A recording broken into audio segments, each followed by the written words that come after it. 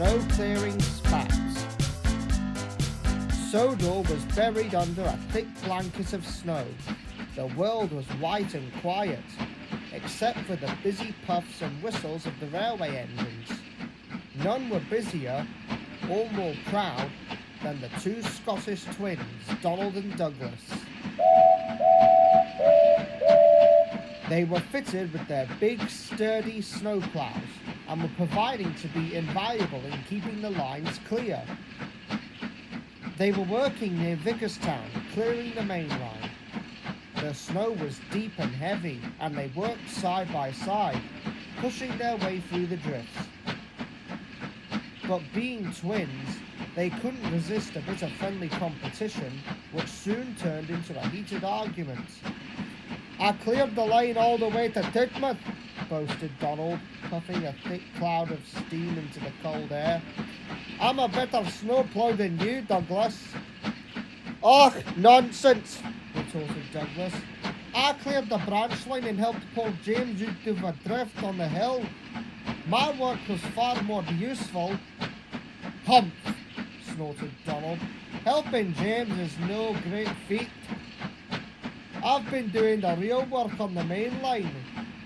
Their drivers and firemen tried to tell them to be sensible, but the twins were too busy arguing. They were then sent to clear a particular large and stubborn snowdrift that had piled up in a deep cutting. The drift was tall and heavy, and it looked as though it would take a great deal of effort to shift. "This is the real test, Dougie," said Donald with a smug puff. "A real engine will get through this with ease. I'll bet my plough is better than yours." Douglas, who had been simmering with anger since the morning, could not let this go. "I bet it is. Then I'll show you who's better."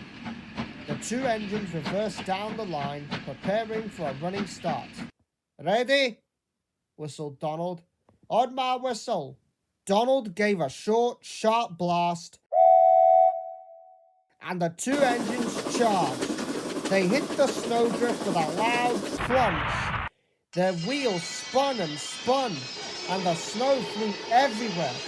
For a moment, it looked as though they would make it through, but the snow was too deep and too heavy.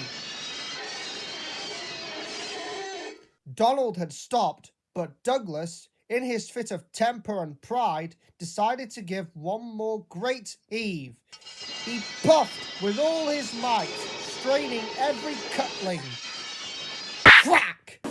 With a sudden, terrible jolt, Douglas lurched forward a few feet and then stopped. He felt a terrible light. His driver and fireman looked at each other in dismay.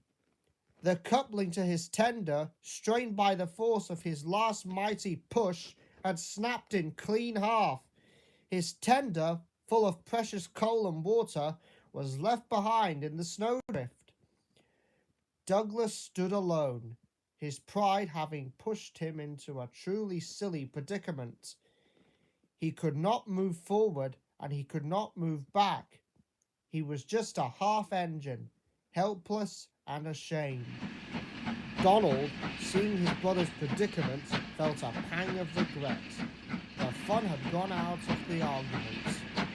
He saw the helpless look on Douglas's face, a look he knew he had caused with his teasing. He stopped arguing and carefully reversed back to his twin. "Och, Douglas," he said softly, his voice full of concern. "What a silly thing to do. We were both being daft." With his usual strength, Donald carefully pushed Douglas back towards his tender.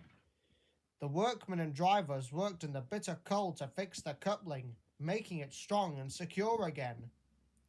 Douglas was so humbled he didn't say a word. He just felt silly. The two engines finished clearing the snowdrift, but they did it so in a respectful silence. They learnt that morning that they were much better when they worked together as a team, and that a bit of pride and a lot of argument